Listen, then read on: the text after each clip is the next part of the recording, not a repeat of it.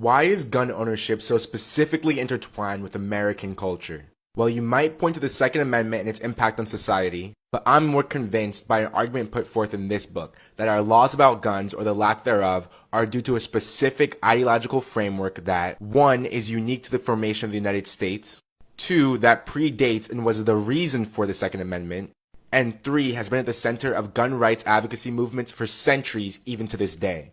Now, the ideological framework in question is very simple, but still listen closely. So the basic idea is that common people should fear violence from some form of an other, and from this fear they need to be armed and militarized to protect themselves.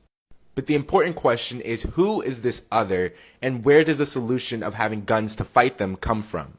In school, we are taught that when the Second Amendment was ratified, the other our founding fathers had in mind was some form of tyrannical government like how they perceived the British monarchy.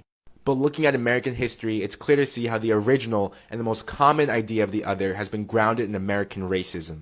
In the early 1600s, before any of the anti-British tensions of the Revolution, there were literally laws in colonial Virginia that required every white man to have a gun and to do military drills after church in preparation for conflict against Native Americans. Following what is called the French and Indian War, our earliest American folk heroes like Daniel Boone and Robert Rogers were born out of the idea of common men leading militias westward and killing Native Americans to expand what would become the United States.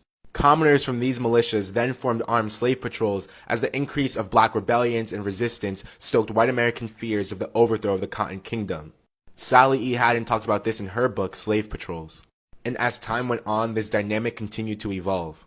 With Manifest Destiny, the other became the Native Americans of the West and Southwest, and the glorified armed citizen became the gun-toting cowboy, which is still an American icon. Following the Civil War, the other became freed black people, and the glorified armed commoner became the white Klansman who protected everyone from the threat of Negro rule. Even the ideology that grounds gun rights advocacy today stems from this racialized framework.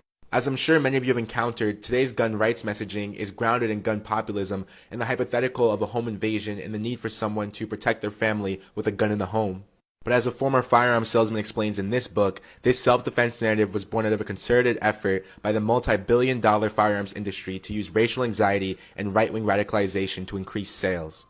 The other, in this case, became black or Latinx thugs, and the glorified armed commoner became white fathers or mothers trying to protect their children. And this ideology is also present in a lot of stand your ground legislation, which we know has devastating racial outcomes and has led to the deaths of young black men like Trayvon Martin. And it's these centuries-old ideas that drive the irrational anxiety many Americans have with passing gun safety legislation.